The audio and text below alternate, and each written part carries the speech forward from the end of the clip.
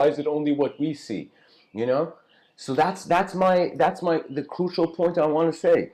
And the reason is because both religion and science, of course these are lenses, these are science is more of a method, religion is more like an absolute revelation, but I'm telling you, what I'm trying to say is societies have emerged around views. Like, people don't just live on land, they live in viewpoints of the world.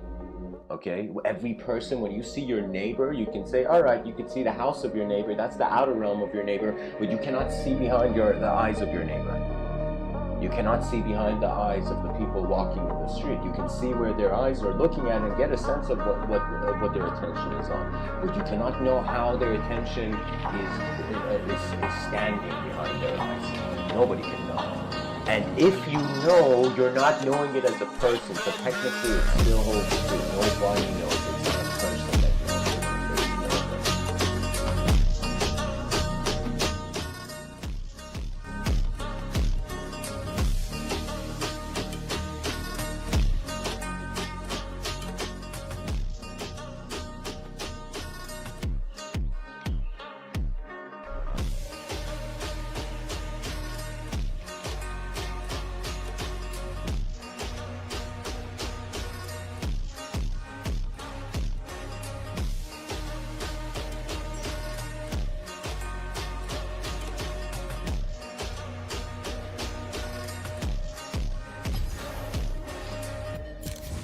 You know what's funny? When you look at the word imperfect, if you put a space between the M and the P, you see I'm perfect. The word imperfect is like the most egotistical word in the English language. You know? The word is saying I'm perfect, you know?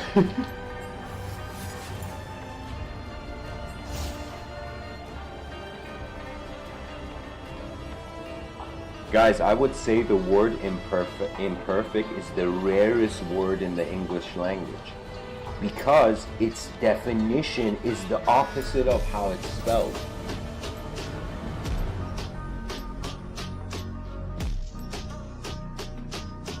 Playfully speaking, if we were to play with the letters.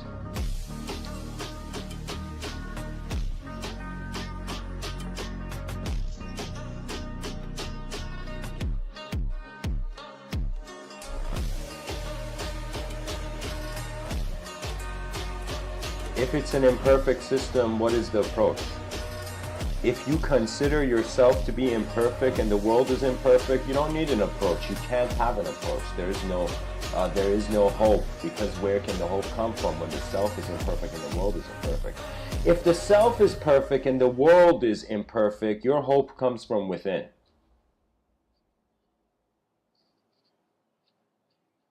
If the world is perfect and you feel you're imperfect, you're waiting for a savior. You're like, the world's more perfect than me. It's like, the world has to come and pull me out of my chair. I can't get off my chair. That's the issue of any human being on this planet choosing weakness over strength. It's a choice. I am telling you guys, it's a choice. Did you know? Did you know your weakness is a choice? Because there's an opportunity cost. It's literally like the same time the guy is selling oranges, he could be selling apples. The same time the person is feeling sad, the person can feel happy. The same time the person has, think of it this way, your intelligence was sophisticated enough to see, to look down on yourself. That means your mind could fathom a lesser efficient version of you. Now, who says the same mind can't fathom a better version of you? It has the ability to identify with chaos. You think your intelligence doesn't have the ability to identify with order? Sometimes the only people who really become ordered are those who've seen the chaos first. There's different kinds of willed human beings. There are human beings who in their youth, chaos, suffering and complexity of harsh situations in life find them earlier. Those people who chaos has found them earlier, the younger you are that you suddenly, your eyes open to the chaotic nature of reality,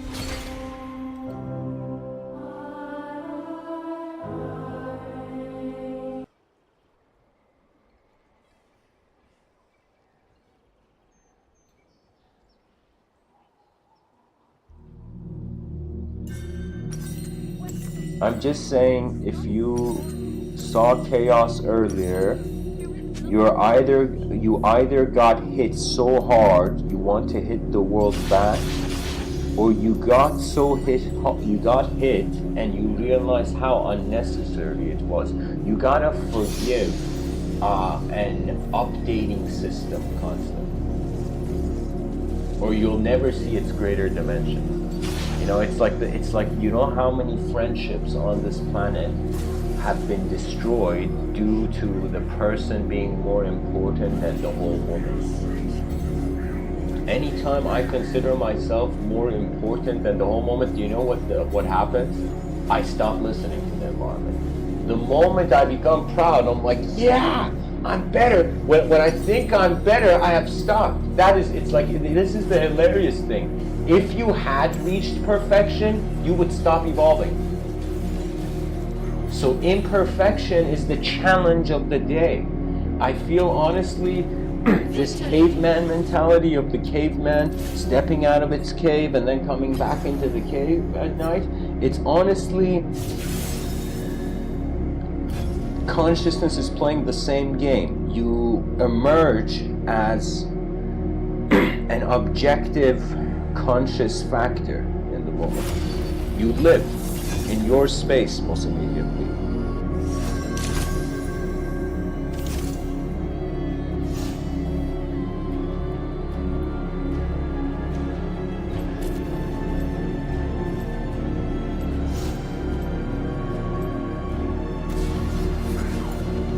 Let me tell you guys, there's a comment I saw. I know I'm not gonna respond to it, but I'm gonna share the idea. See, guys, imagine right now we're all trying to be good people, okay? We're trying to be perfect people, the perfect citizen, like this whole wave of political correctness in regards to the freedom comedians have on stage that's going on in the West. That's because we're trying to be perfect people in an imperfect world, you know?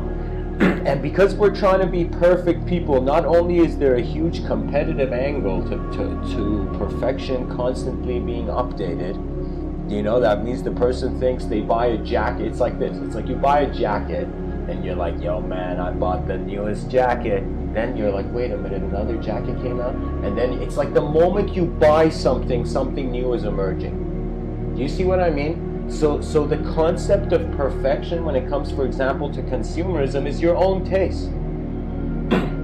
There was a time, I remember I walked past like this was like years ago when I was in the UK, where I felt really like I had the wallet of a hermit. My point is, hermits didn't have wallets back in the day. So I remember there was a situation where I walked past something and I was like, this is fascinating.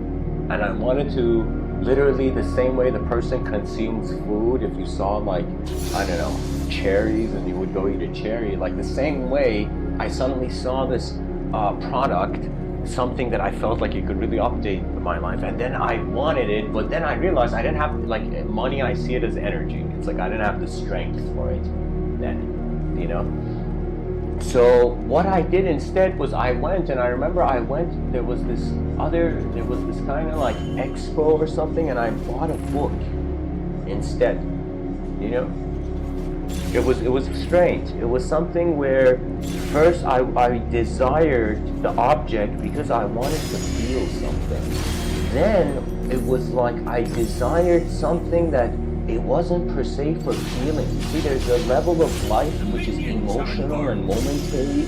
How do I feel in the moment? What do I want? What do I like? There's that component, and then there's a component of life. Like, wait a minute, I'm part of this unknown game. I'm like this video game character that's opened its eyes suddenly, you know, in this map of visual sensory perception. So that makes the thing different. So usually when when you have the hermit's wallet, your joys are different. Your luxuries are different. Your luxuries become way more experiential the less financial strength you have. You know, your joys become more event-based rather than object-based. But when you have a lot of objects, you become object-based, and the only way you enjoy the object is if you have an event. That means it's like, I'll tell you an example. It's like people don't get, I mean, it is true that people, like, I don't know, billionaires have like giant wine cellars or whatever. But I'm saying, like, usually when a person gets a beverage, they don't get it to put it as a trophy on a wall. I mean, some people do, but I'm saying what they do is they consume it. So you actually are buying stuff to reshape your experience of the event of the moment. Right? Now it's based on your street smarts here. When I say street smarts, this was something that I was blessed enough to see. Some of the greatest things I've learned in this life, I saw. It had nothing to do with concept, knowledge, memorization, regurgitation, none of that. It was just, I saw the event. And when you see how something works, it's ingrained. It's ingrained in your vision. You know? Your allies decorate the seabed. Shut down! Your ally has slain an enemy. Okay, guys, Charles sent an interesting comment in the chat section, and like I'm going to share something about it. He says one can be too good and one can be too good and do too well.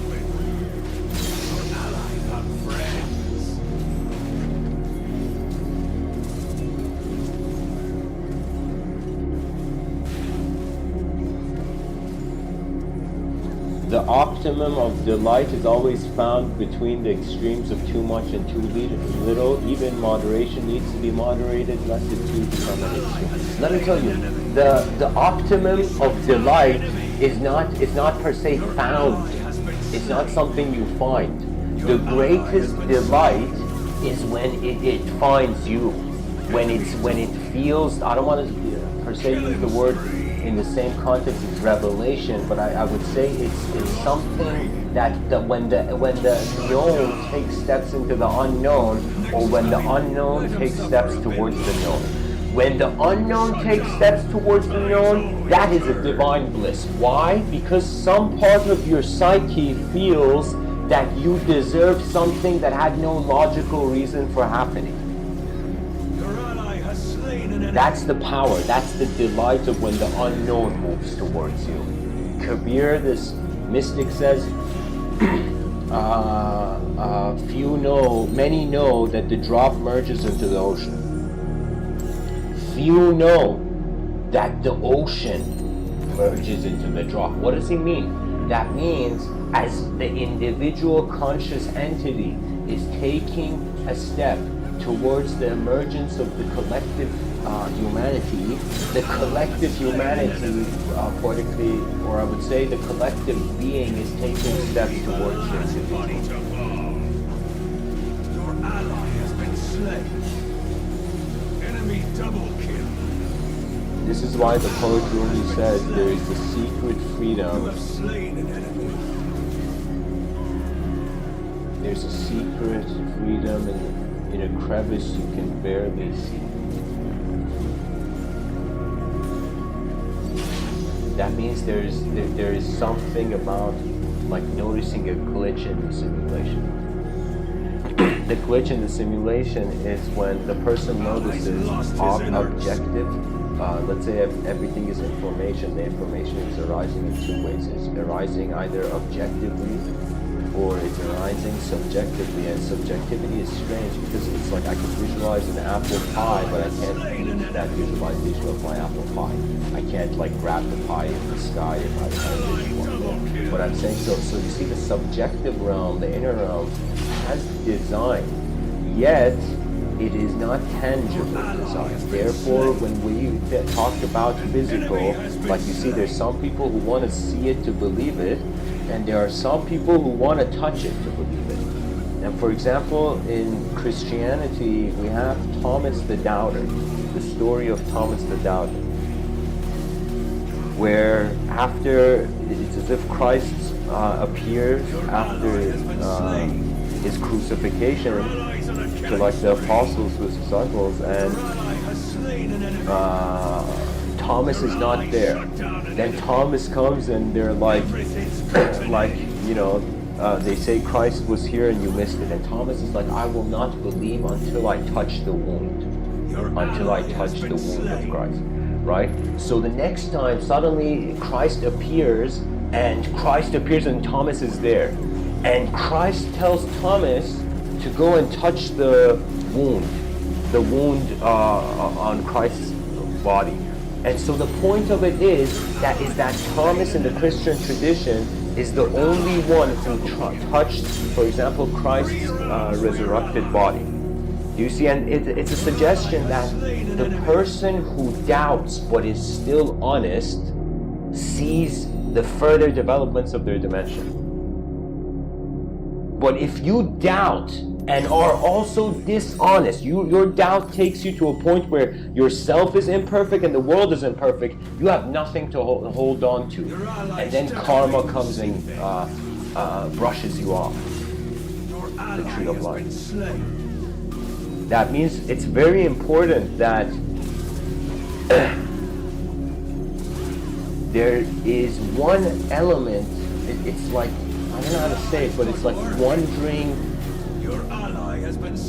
a value system that has emerged. If it was like a hood of a car and we opened the hood of the car to look at the engine, to get a sense of how the engine works, it's like trying to understand why a value system works, and the value system has to do based on the energy of the person. Why either they expect something from their future, either the person wants to be like something they want to do, they want to succeed in a okay, here, either the person doesn't want to repeat the past mistake or they want to do something new in the future. Do you see what I mean? Lost his innards. They're like two sides of the same coin. For the sharks. Imperfection, perfection. These are words. It's like, imagine you go tell. It's, you know what's funny? I think newborn children, like infants, have more of a stronger. Like an infant could be stronger willed than an adult. Let me tell you why. You go to an adult, like they showed this video where they went to people all around, like some YouTuber went to people and the YouTuber was smart, very nice as a person, and the YouTuber would go and they would find random people and they would choose random people and they would just tell them you're beautiful, right? And then you would see the reaction on the face of that person, right? And it was an incredible video. Most people would suddenly feel happy. Some people would get shocked as if they had never heard they are beautiful. Enemy killing spree. Your ally has been slain. And in a culture where language is descending, of course, it's like the nature of its compliments is Twice the bounty. Haste. See if they learn their lesson. You have destroyed a turret.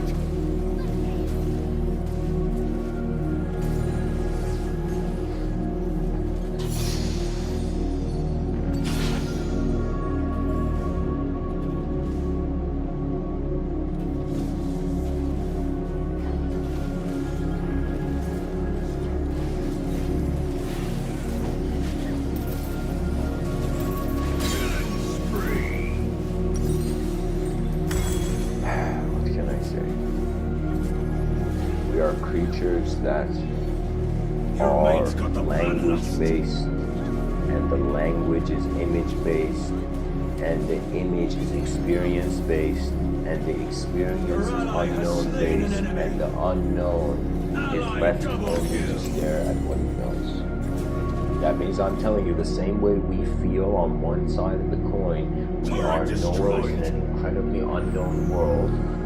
In the inner realms, there may arise a stage where the person feels they are unknown and everything is known. Right now, like, think about it. If I ask you, is your knowledge from your body? That means your body, like, think of your body as a projector, as like a movie projector. Once you connect to the power, and it projects it along the wall. By the way, I'm no longer doing that. University student listening, go buy a projector, easy TV on your wall. You can get a projector and you can watch films on the ceiling of your room, whoever you are, wherever you are. Just buy a small projector and you can watch films in the ceiling as you lie on bed. But anyways, what I'm trying to say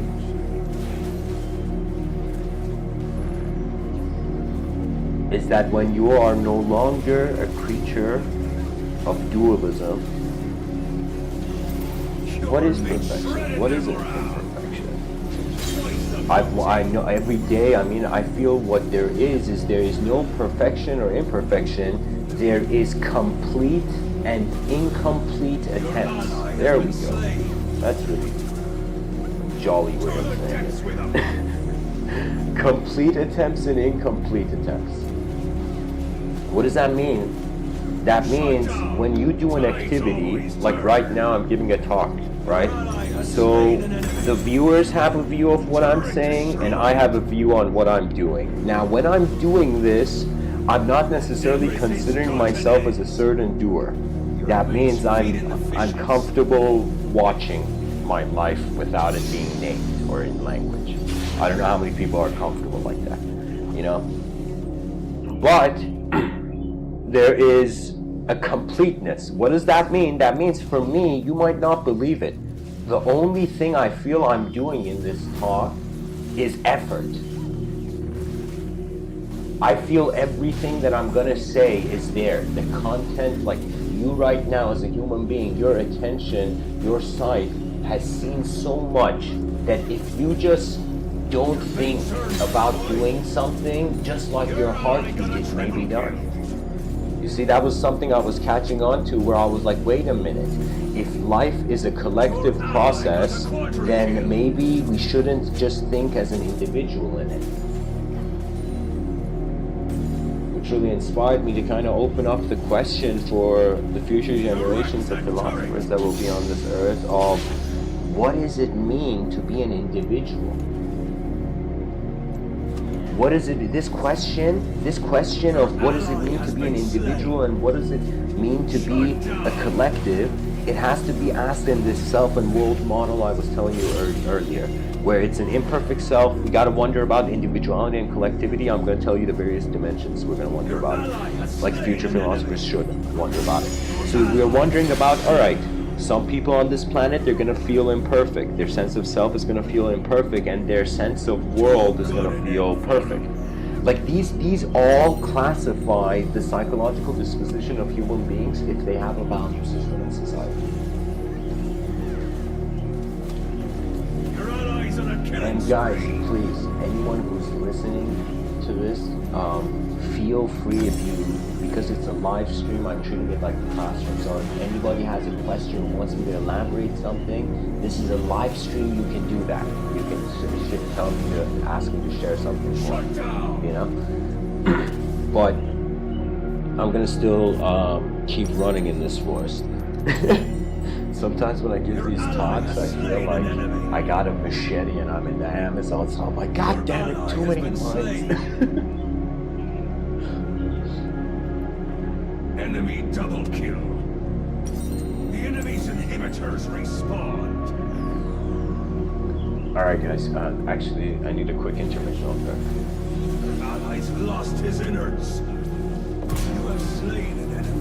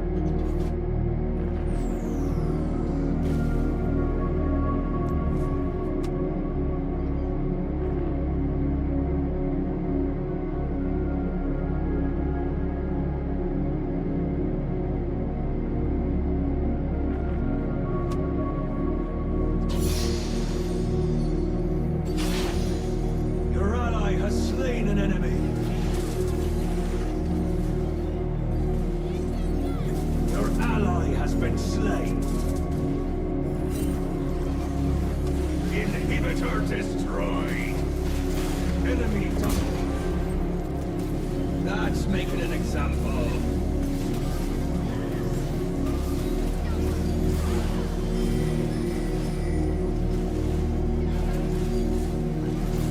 Enemy double kill.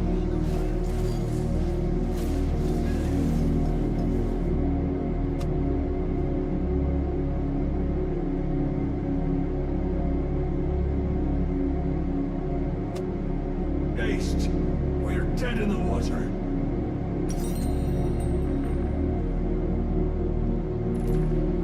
So guys, I'm glad somebody finally noticed. Yeah, those are giant legs in the background. You know, you see her. You see this girl looking at that giant machine. She's so calm. She's so calm, as if it's not an issue, as if that giant thing has been there for so many days. That what can you do after a while? Like if aliens just came on Earth and we tried to kick them out, but they endlessly kept coming back to Earth, we would have no choice but to live with them. You see what I mean? So the way this world is just like how the person sees the weather changes, the land changes, also people and relationships and all psychology changes. So I would say this was a perfect image actually, because you see it's like it's an imperfect world, but she realizes the perfection is in her eyes. That means really there's times where you see pride is not something that's bad. Pride that is not pushing is good, but pride that pushes or enforces is not. What I mean by that is like you can just be proud of how far you've come as a creature. There's some days that regardless if anything happens or not, I'm just like, whoa, I've made it this far. Like you know, like this is the checkpoint so far.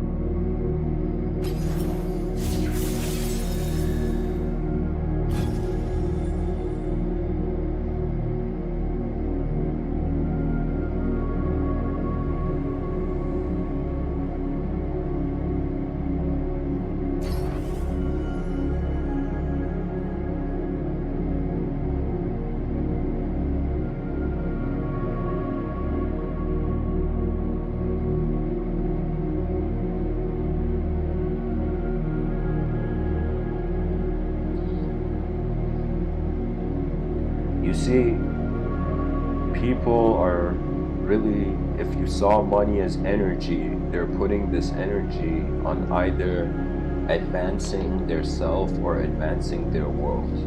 If we advance the self too much, it's not going to notice the world. If we advance the world too much, we're going to ignore the self. So there has to be, of course, a balance. I keep talking about an advanced civilization, but for its practical application to actually happen, it means that there's unknown expectations. You know, it's like starting a business. You know, you first start with a certain business model and you go into the market, but then you see what's happening in the market. You're seeing what your competitors are doing. You're seeing what others are doing. You're seeing what algorithms are being used as weapons in the market. You know, so the moment you notice that, then your business model readjusts to actually the market. So people who go to school for business, it makes sense. Sure, there's an incredible amount of like you're well equipped when you go, but the market is the market. It's like dressing for the weather, you know. So you see, it's like you look at the weather, then you choose what clothing you wear. So technically you go outside of your house before you actually step out of your house completely. You know, just to see what the weather is like, and even check the forecast and then head out. You see?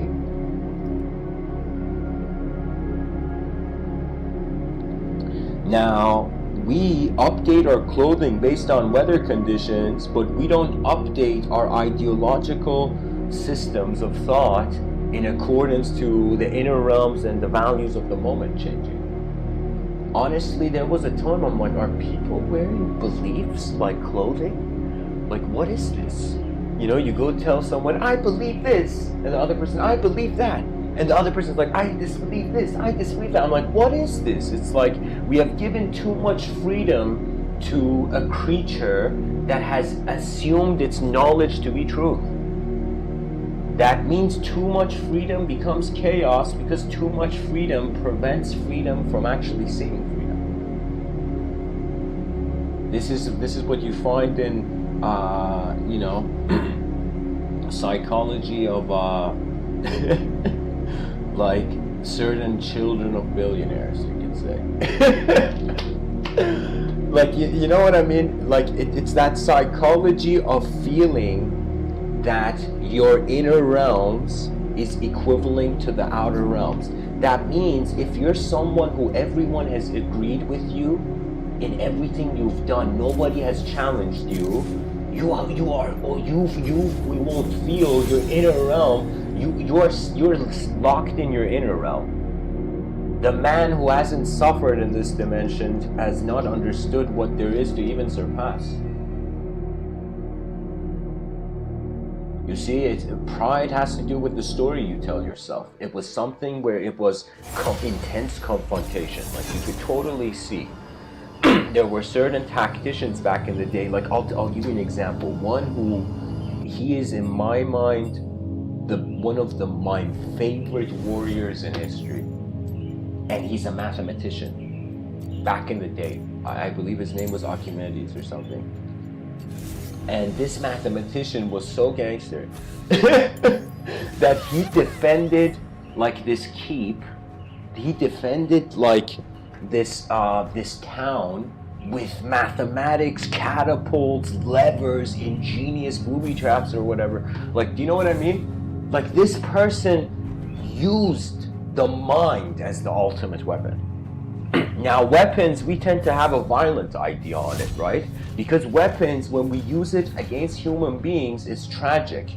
But if you use the weapon as an axe, like let's say you use the sword as an axe, you couldn't find an axe and you use the sword to cut a tree. Would you say like it's wrong to, you know, have a sword? You see, it's the nature of what you do with what you have. And that's where the free will comes into place. And for everybody, I would say, stay humble and let your free will emerge from the zero value. Then you will notice the singular. You see, there are some people who, they notice their ego and they are like, I have found the fallacy. You know, I must get rid of the illusion, you know? And there are some people who see their ego and they smile. They see just like how the sun shined that day. Ideology arouses them that day. You see, it's the weather of the inner realms that we think we are a person. But it's majestic, it's magnificent, because it's as if my whole life I have been taking care of a biological system, which the governing factor of it is not an object. That my name is not matter. It is attention to matter. You see that our minds are made of attention, and our bodies, it depends on what you see. You see, there are some yogis who their body, they literally couldn't see. The world to them was their body. Their whole manifest moment was their body. How could it not be? But it was the body of their awareness. And the awareness is magnificent in the sense that it's like a candle. Literally, we are like, imagine a candle, but instead, the center of the candle flame, it's eyes. You know, so the light beams are your eyes, are your sight. You're like a candle that wherever you go, you illuminate the moment objectively through a certain subjective upbringing. You see what I mean? We are creatures of language, but prior to that language, there is an attention that's just being there. You know, masterfully, the silence.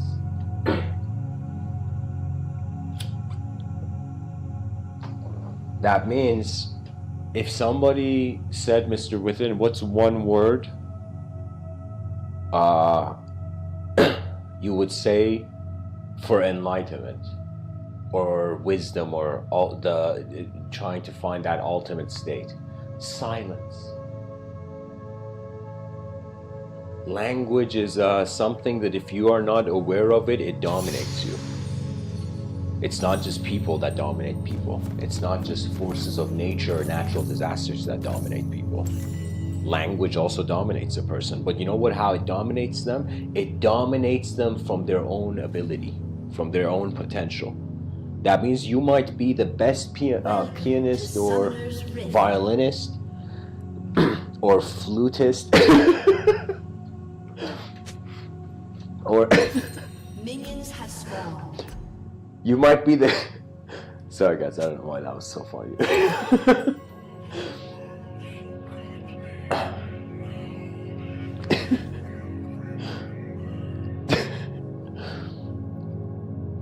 You could be a professional violinist. Yet, if you never hold the violin, you will never know. You could be the greatest human being. Yet if you don't live, you will never know. And that is what life is. The meaning of life is that your DNA is a rare instrument. It's an instrument where this universe has been silent for eons. Why do you think I'm telling you silent is liberation? Because in silence, you step out of the history that the archetype needed to live in. And so when you realize history was his story, and when you realize stories were like language, spark like fire, what does that mean? That means the same way we discovered fire. Oh my God. You know, look at this light. We were like, wait a minute, we can connect symbols to objects and endlessly till the end of time look at that object and call it a cup, call it a this, call it a that. So when the world became this and that, the mystics were like, no way, people are going to forget who we are. You know, and I feel like Mr. Within's like the backup program for the, you know, mystical algorithm, you know. Really what it is we have to find an allegiance with the spirit of the world, which is simultaneously being inseparable from how we're being an individual. Some traditions, they wanted to get rid of the ego. Some traditions, they said that the one moving your ego is the divine. Who do you think is being here right now? You know, it's energy conscious of itself beyond suits and ties. Whether those ties are ideologically bound or not. Ideologically weaved or not, you know.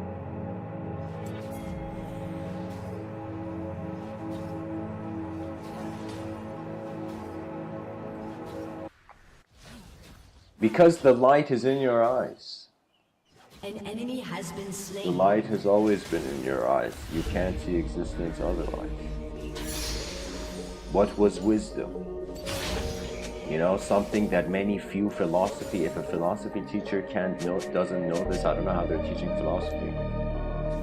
Because a teacher should prepare for even the most chaotic students as well. You know, guys, An ally has been slain. An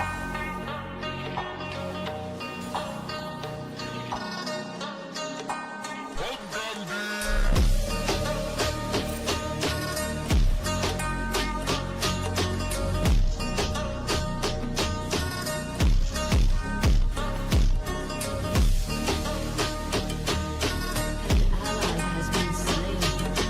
An enemy has been slain.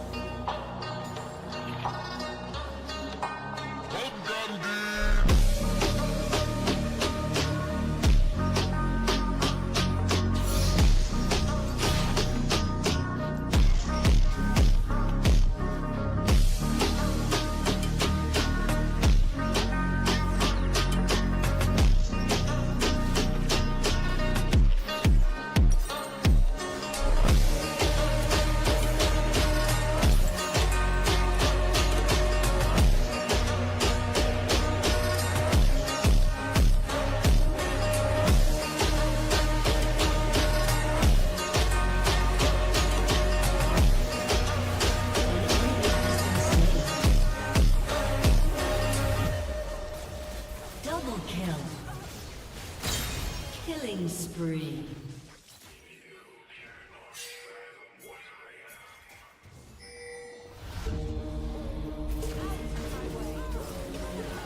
An ally has been slain.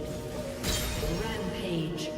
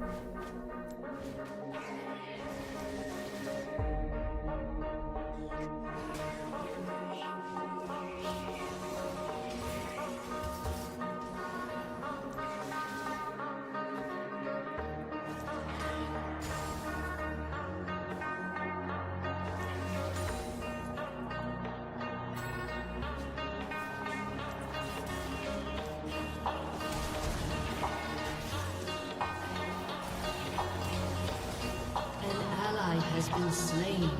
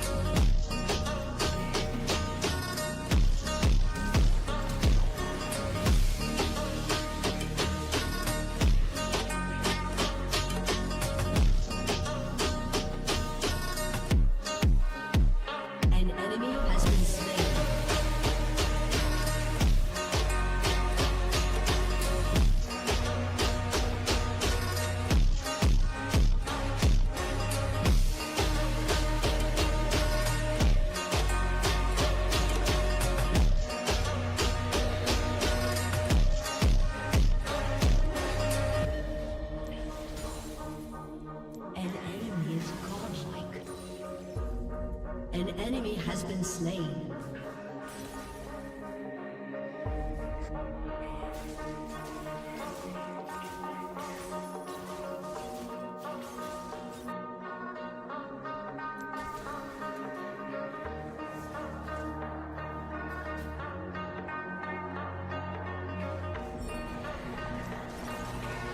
An enemy has been slain. Your team has destroyed a turret. Your team has destroyed a turret. Your turret has been destroyed.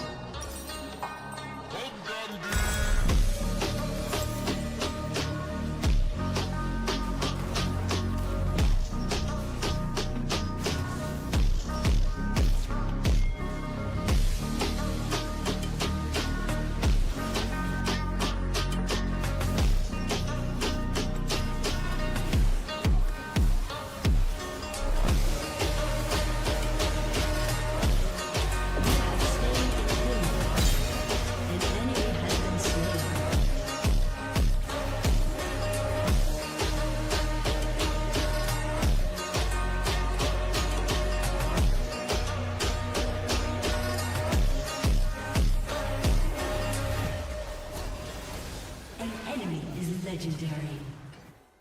May this be a rule to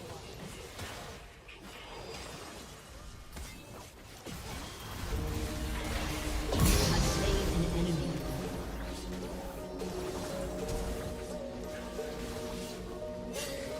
Your team has destroyed a turret.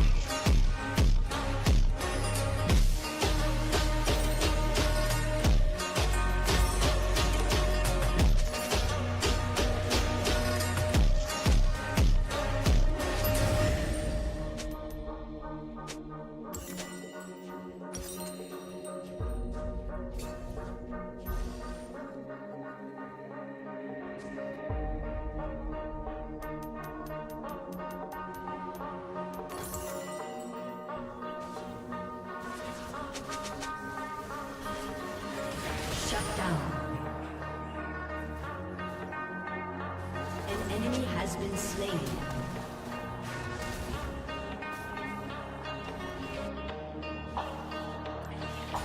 Double kill. Enemy killing spree.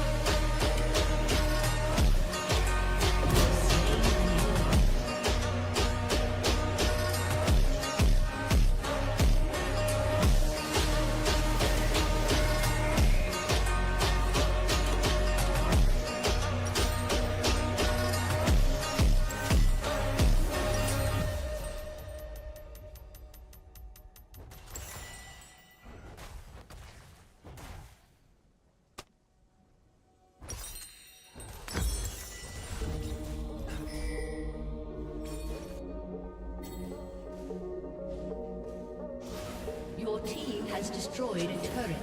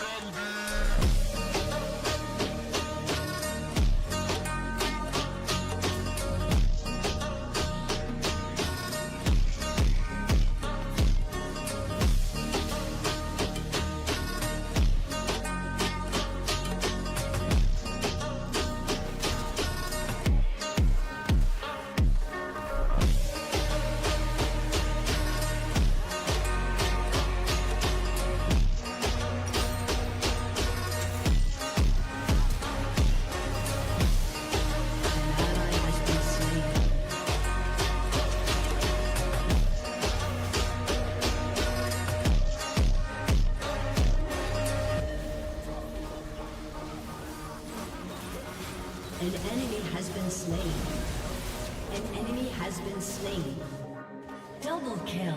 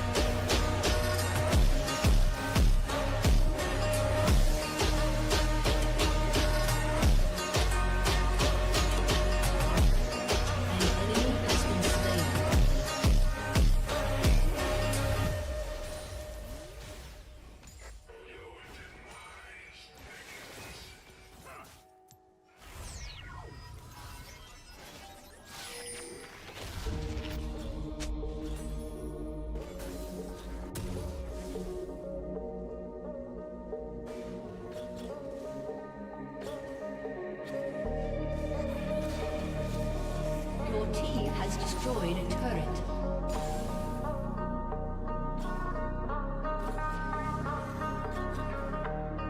An ally has been slain.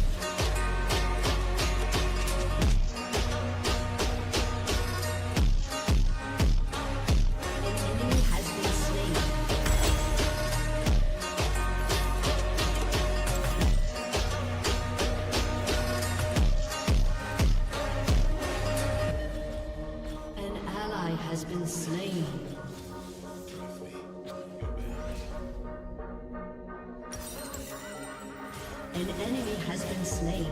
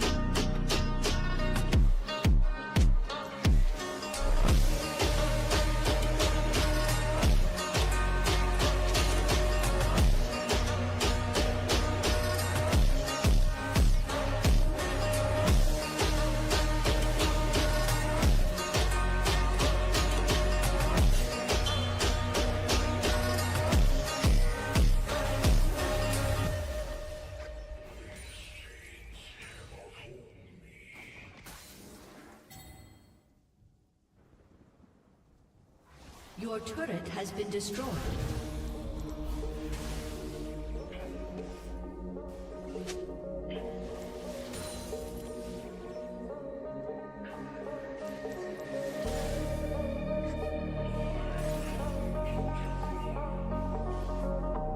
An ally has been slain. An enemy has been slain.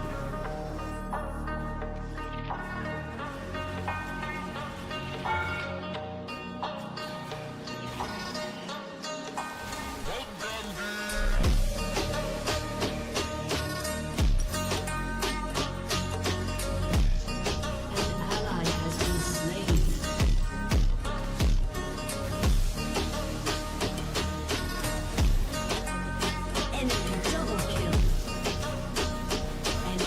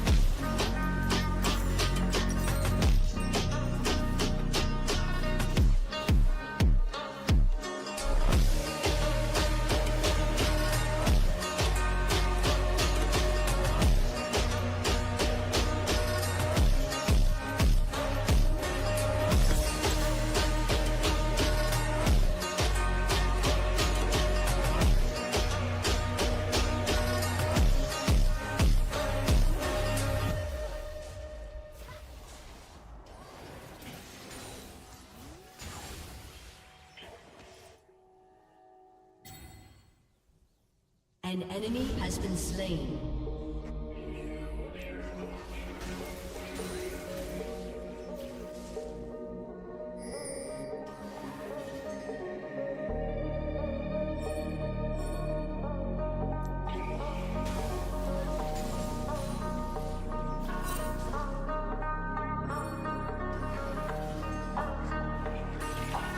An ally has been slain.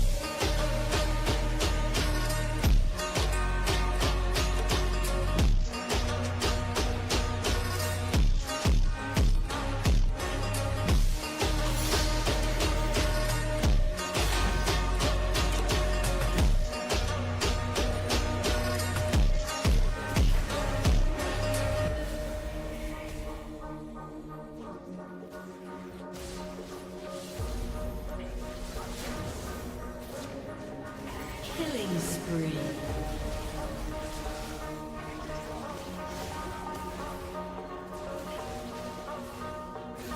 Your turret has been destroyed.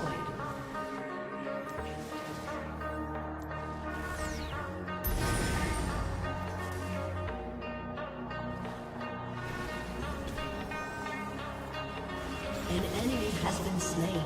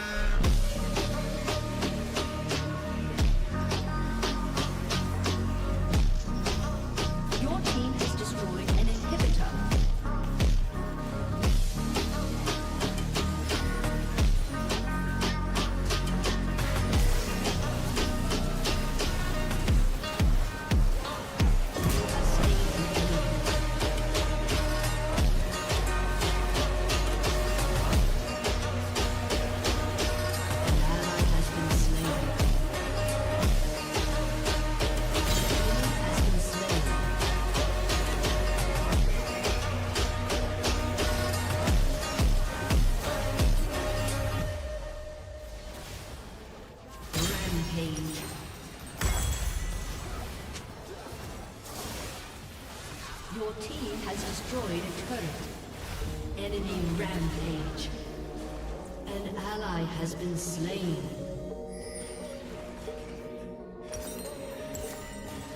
Enemy double kill. Ace.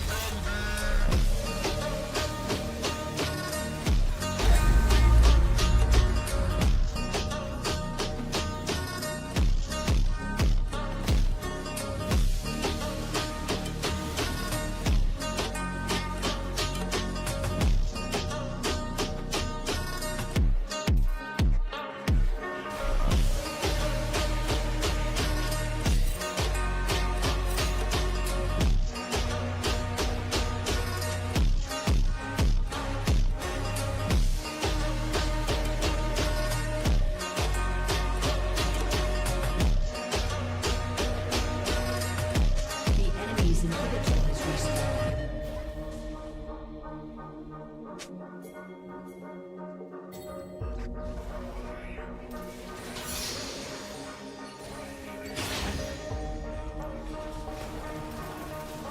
You have slain an enemy. An ally has been slain. An enemy has been slain.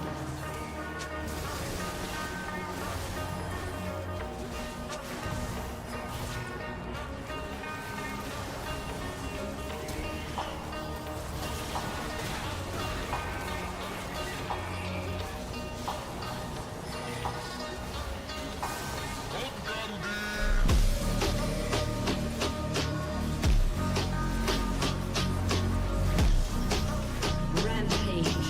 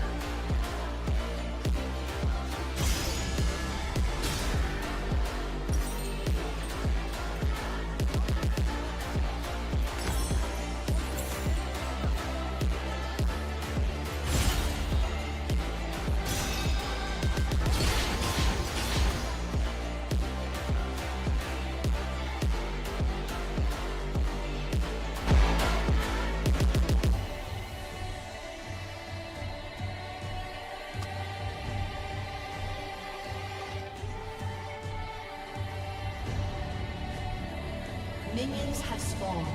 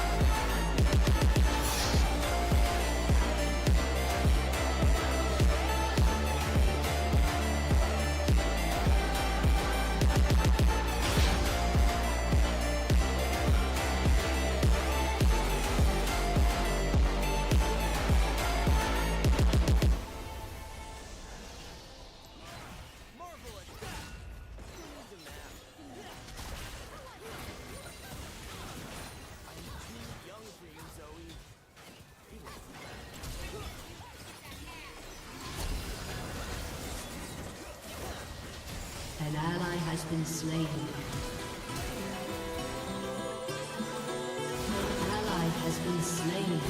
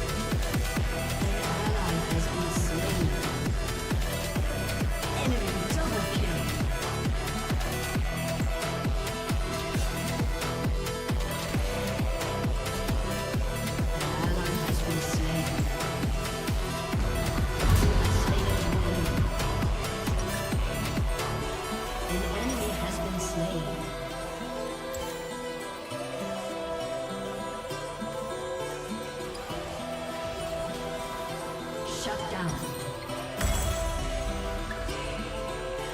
Shut down. Double kill.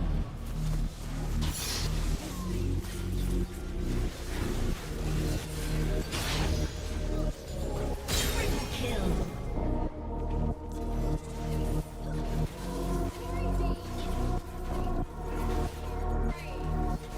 Your team has destroyed a turret.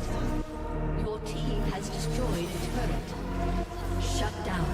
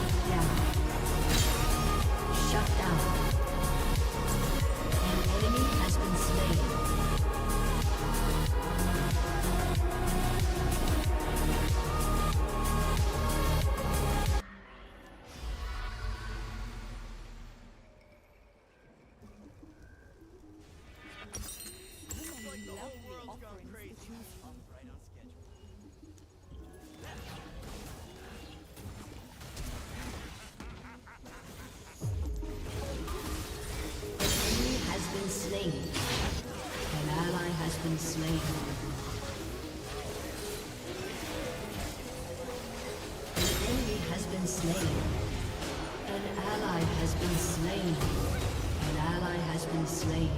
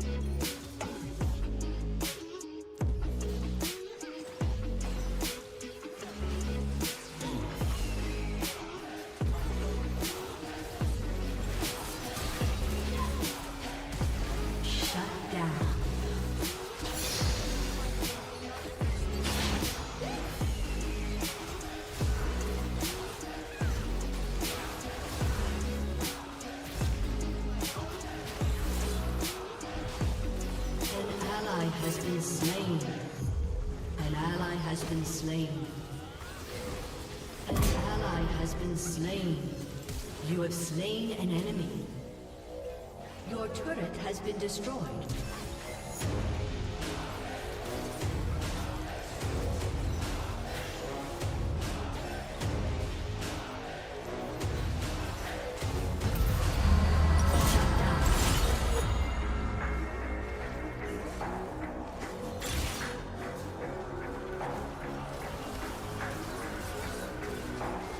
Enemy killing spree.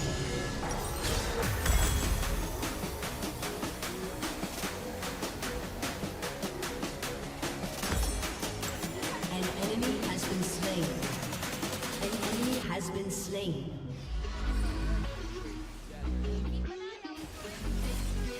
Shut down.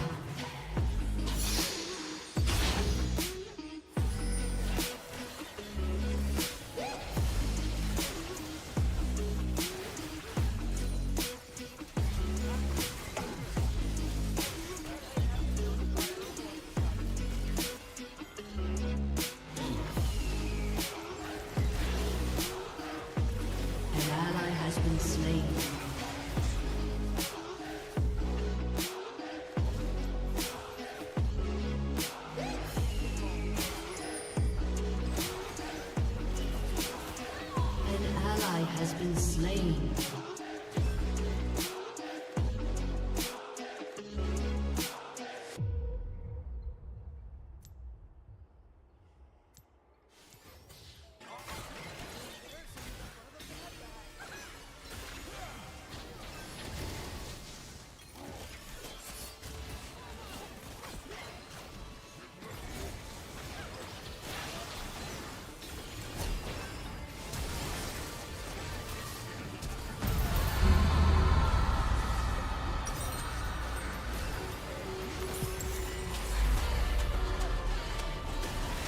An enemy has been slain.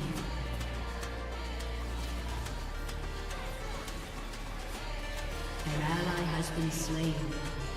Enemy double kill. An enemy has been slain. An ally has been slain. Your turret has been destroyed. An ally has been slain. Shut down. Enemy double kill. Aced.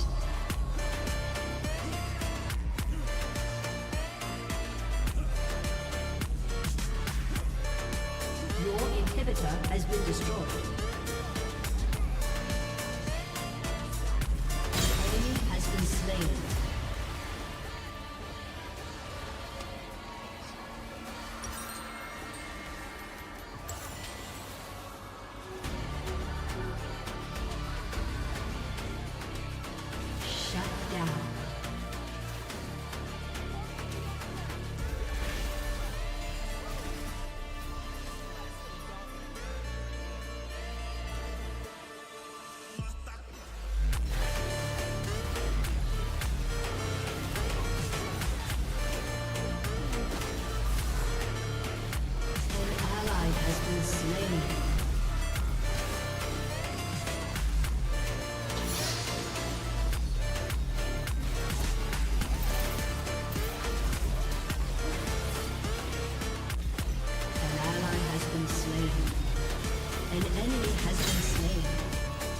Double kill.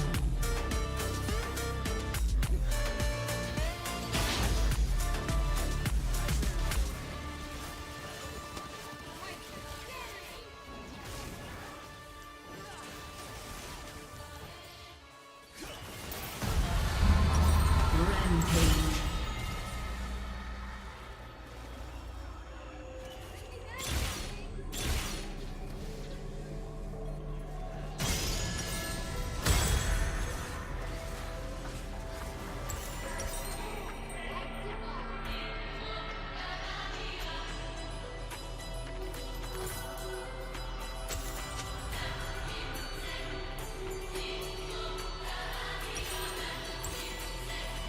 Unstoppable.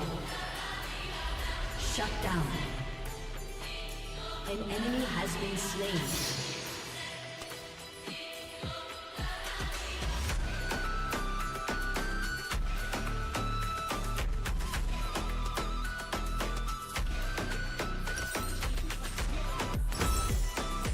An ally has been slain.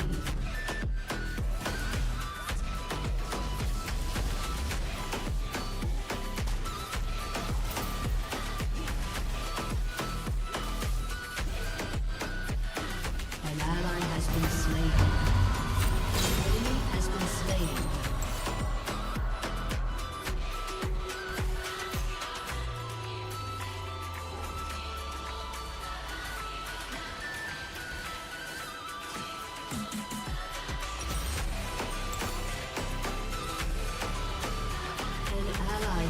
slain.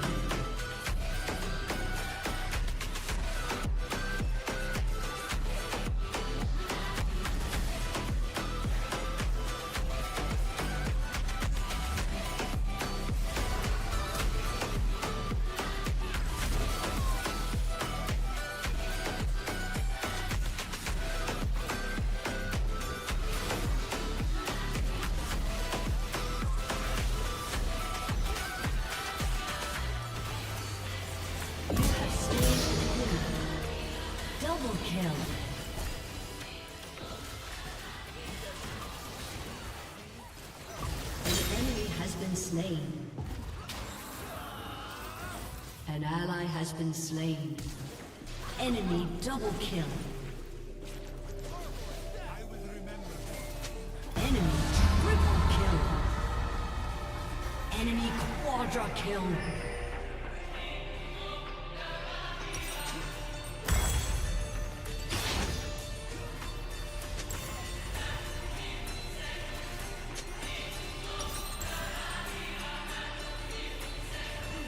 Your inhibitor has respawned. Shut down.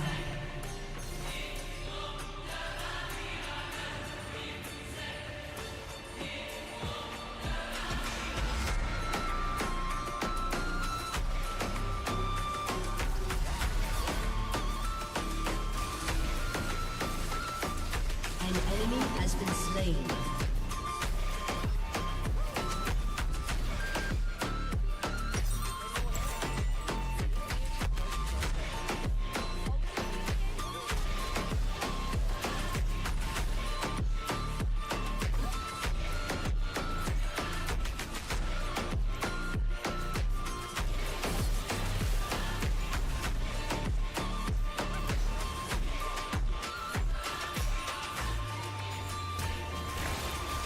Your inhibitor has been destroyed.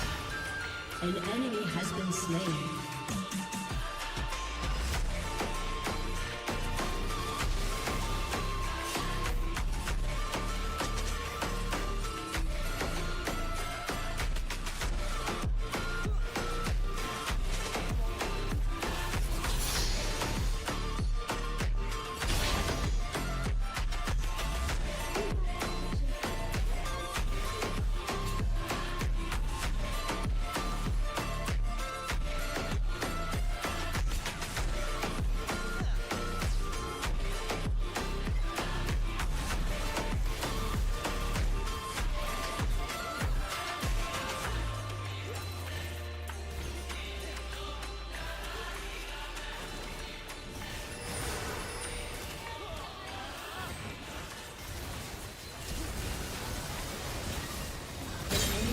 been slain.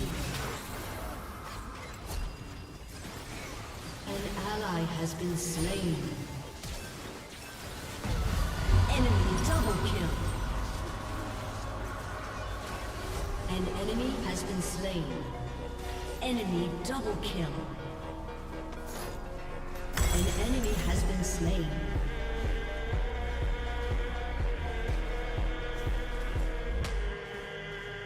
Ace. Your turret has been destroyed. Your turret has been destroyed.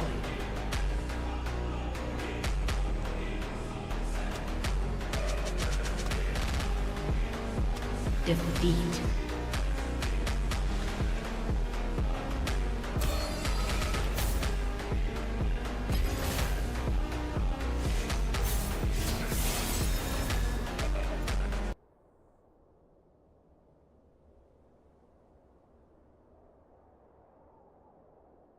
I'll tell you this hilarious